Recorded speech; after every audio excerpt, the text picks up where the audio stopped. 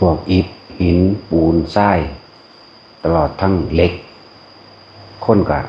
ดัดมันเป็นไปตามใจเจ้าของใดไม้เป็นต้นบักไงก็สามารถเอามาดัดแปลงให้เป็นรูปต่างๆให้เป็นไม้ให้เป็นบ้านให้เป็นแกะสลักอย่างเป็นไปตามใจเจ้าของใดนั่นคือกองกิเลสตัณหาของคนที่เอาใจไปอยู่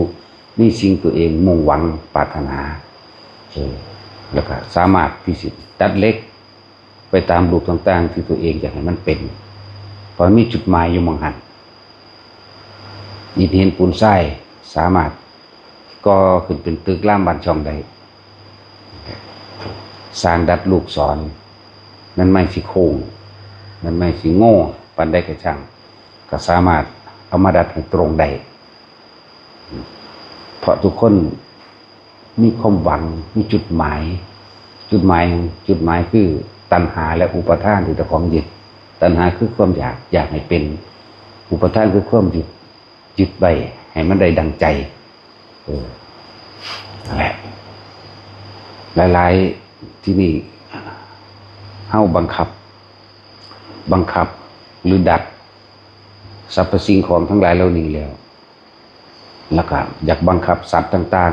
ๆให้กระทำตามใจเฮาพร้อมเด้หมาเป็ดไก่งัวควายช้างม้าต่างๆดัดมันคุ้มมันเป็นไปตามใจเจ้าของเอาจนว่าเป็นไปได้ถ้าว่าเป็นไปกับขามันก็มีในสัตว์ผู้อื่นขนาดนั้น ต่อมากล่ามออกมาพยายามดัดผู้อื่นเลยบัดบังคับผู้อื่นให้เฮ็ดถูกใจตัวเองให้เฮ็ดถูกกิเลสตัณหาของตัวเองให้มันเป็นไปดูดาดังไม่ดัดแต่ว่าลืมคิดไปว่าแม้แต่ใจของเจ้าของเองก็ยังบ่ทันสามารถดัดได้สิไปดัดใจสิไปบังคับใจผู้อื่นไปข่มเหงนำใจผู้อื่นให้ทำตามความอยากของเจ้าของยิ่งเป็นของยากนั่นแหละจังว่าคนเฮามันทุกข์เพราะว่าหยังทุกข์เพราะว่าความคิดต้นไม้หรือเหล็กหรือปูนเฮายังสามารถดัดได้ไปตามใจเฮาแต่สิไปดัดความคิดเห็นของผู้อื่นพยายามให้เขาเฮ็ดตรงตามความเห็นของเขาเป็นสิ่งยากทุกข์เพราะว่าอยากให้ผู้อื่นเป็นไปดังใจตัวเองที่ลืมคิดถึงความจริงว่าแม้แต่ตัวเองก็ยังอยากได้ดังใจตัวเองสิไปบังคับข่มเหงผู้อื่นให้เป็นไปดังใจตัวเองอยากให้เขาเป็นเฮ็ดหยังนั่นแหละสิ่งที่เวียนว่ายตายเกิดสิ่งที่ทุกข์สิ่งที่ทรมานสิ่งที่เฮาบ่รู้ในตัวเองเลยก็คือใจของเฮาเองความคิดของเฮาเองสัตว์ทั้งหลายจึงเวียนว่ายตายเกิดเพราะตัณหาคือความอยากอุปทานคือความยึดเป็นอารมณ์ความพอใจเนี่ยมันดัดเข้ามาสู่ความพอใจของตนนี่เด้จะให้สัตว์อื่นๆช้างม้าวัวควาย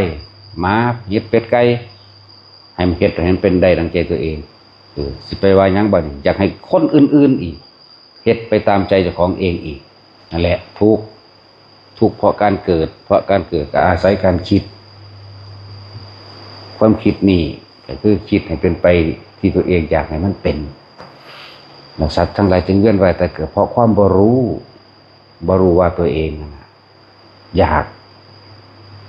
ให้ผู้อื่นเป็นดังใจของตัวของเองแต่ว่าคือบ่คิดน้อมเข้ามาว่าเฮ็ดจังใดกูสิพ้นจากความอยากได้ดังใจของตัวเองนี่นะธรรมะคำสอนของพระพุทธเจ้าเท่านั้นคือทางออกทั้งเป็นทั้งไปทางแห่งความสว่างผู้บ่มีธรรมะจมเวียนว่ายตายเกิดอยู่ในสังสารวัฏอันนี้แหละสังสาระคือความคิดทั้งหลายอันเวียนไปเวียนมาให้สัตว์ทั้งหลายตายเกิดวนไปเวียนมาเปลี่ยนรูปเปลี่ยนร่างตอนแรกก็เป็นคนแต่ว่าด้วยความโลภความโกรธของตัวของเองก็อาจเป็นสัตว์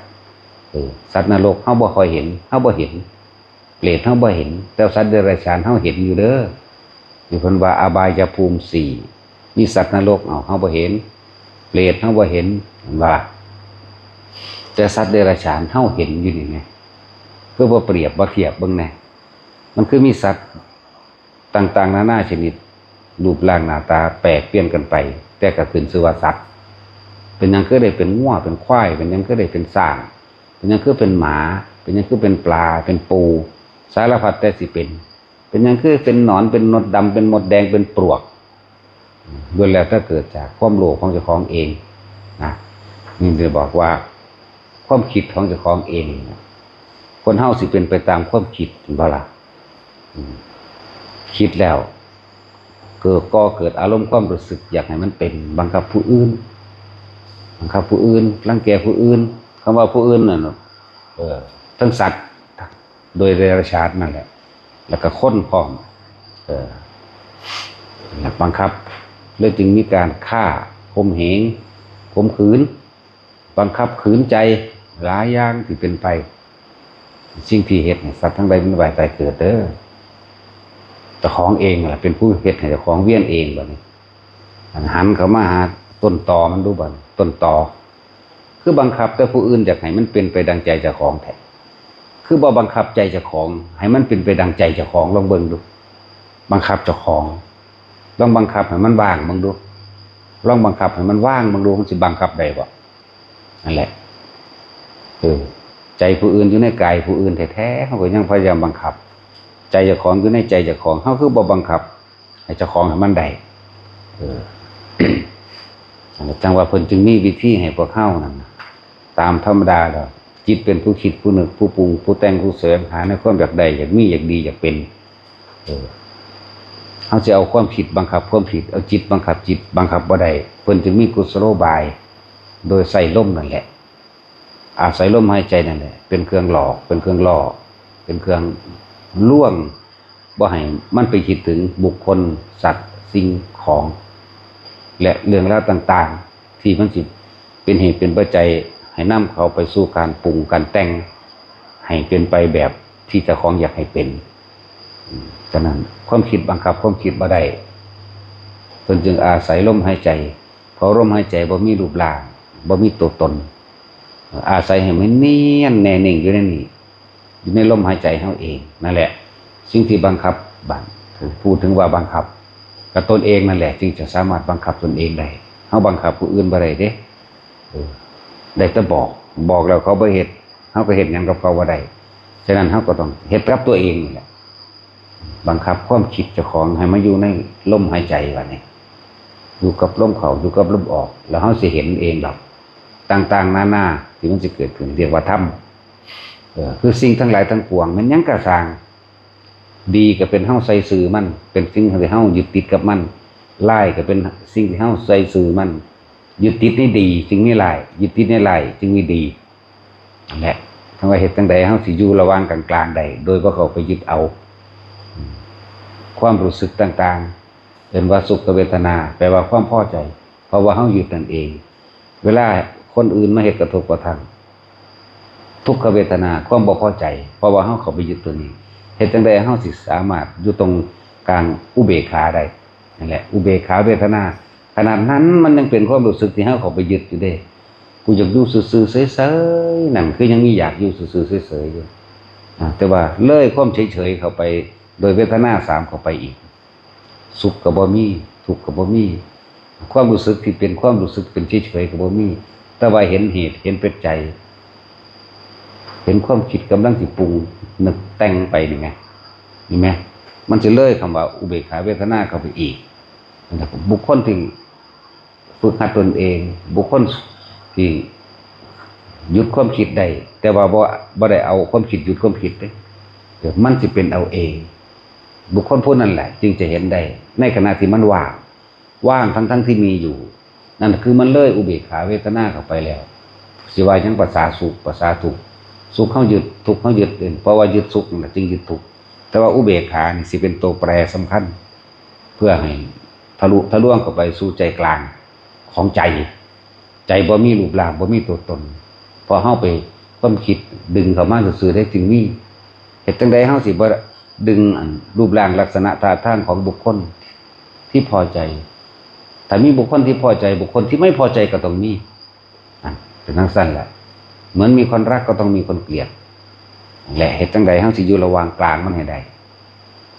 เพิ่นถึงมีการฝึกสิ่งนี้จะต้องอาศัยตนเองความเพียรพยายามตัวเองสติตัวเองเด้อทำให้บ่อยทำให้มากทำให้ชินเดี๋ยวก็เข้าไปรู้เข้าไปเห็นของมันเองอันนี้มันสิเป็นเราเองจึงเป็นดุจดั่งญาณเป็นเครื่องรู้หยังรู้เท่าทันความคิดของเจ้าของคิดไปเลยแต่บ่มีอารมณ์ในสิ่งที่คิดแต่มีนั่นแหละเห็นอยู่รู้อยู่แต่บ่เข้าไปยึดเอาถือเอานี่นะอาศัยความฝึกเอาเด้อตัวนี้อธิบายยากผู้ใดเข้าไปรู้เข้าไปเห็นแล้วว่างจากรูปรสกลิ่นเสียงสัมผัสว่างจากรูปเวทนาสัญญาสังขารวิญญาณว่างมีอยู่เห็นอยู่แต่ไม่มีอยู่ในนั้นจากเวลาเอาละเพราะ